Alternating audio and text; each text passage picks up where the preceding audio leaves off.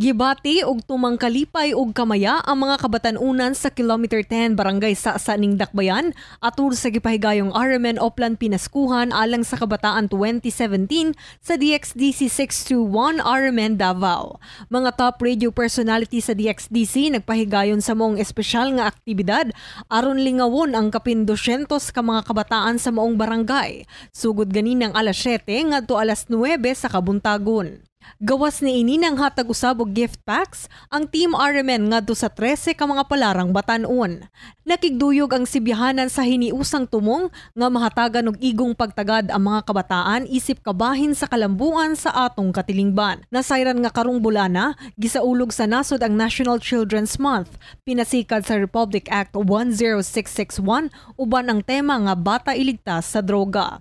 Nagsilbi usab kini nga sayong pinaskuhan sa DXDC 621 RMN Davao ngadto sa mga kabataan ilabi na nga hapit na gayud ang Kapaskuhan.